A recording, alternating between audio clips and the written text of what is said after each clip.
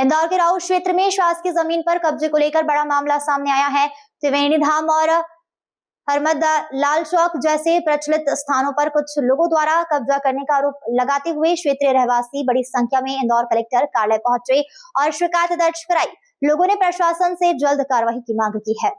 राउत क्षेत्र के त्रिवेणी धाम और हरदम लाल चौक इलाके में शासकीय जमीन पर कब्जे के आरोप लग रहे हैं। इस मामले को लेकर नाराज रहवासियों ने एकजुट होकर कलेक्टर कार्यालय पहुंचकर ज्ञापन सौंपा।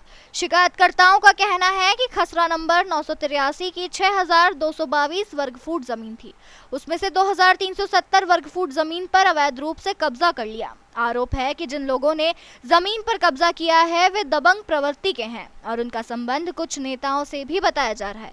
यही वजह है कि अब तक इस मामले में कोई ठोस कार्रवाई नहीं हो सकी। पीड़ितों के अनुसार वे पहले भी जनप्रतिनिधियों और संबंधित अधिकारियों से इस विषय में शिकायत कर चुके हैं, लेकिन हर बार उन्हें सिर्फ आश्वासन ही मिला। समस्या का समाधान आज तक नहीं हो पाया। अब देखना होगा कि प्रशासन इस शिकायत पर कितनी तेजी से कार्रवाई करता है और क्या वाकई शासकीय जमीन को कब्जे से मुक्त कराया जा सकेगा या फिर यह मामला भी फाइलों में ही दबकर रह जाएगा। शासकीय जमीन पर मंदिर का निर्माण है और प्राचीन स्थान है त्रिवेणी धाम हरदम लाला चौक, जो कि पूरे राव शहर में, पूरे राव नगर में प्रसिद्ध जगह है। वहाँ पर कुछ व्यक्तिगत रूप से कुछ लोगों ने शासकीय भूमि पर कब्जा कर रखा है। मंदिर की भूमि अधिकृत की गई है। अनर्गल तरीके से पैसे के धन बल के प्रभाव में उन लोगों ने कब्जा कर रखा है।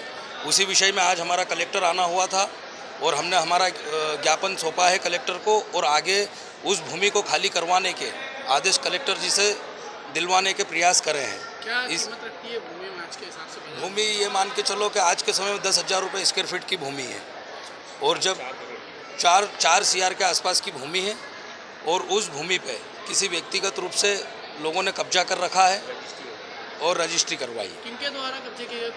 नाम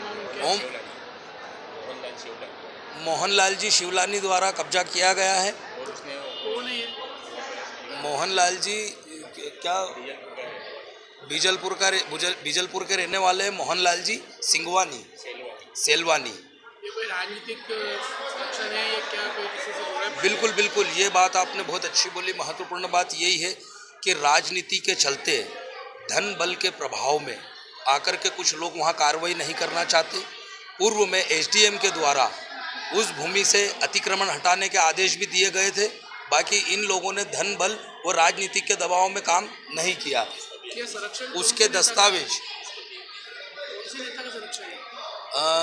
वहाँ पर अभी शासन जो बीजेपी का है, बीजेपी के नेताओं का संरक्षण है और उसमें आगे कैलाश विजयवर्गीय, आकाश विजयवर्गीय जी से जुड़े हुए नाम सामने आते हैं। इस विषय में मेरी कैलाश जी से भी बात हुई थी।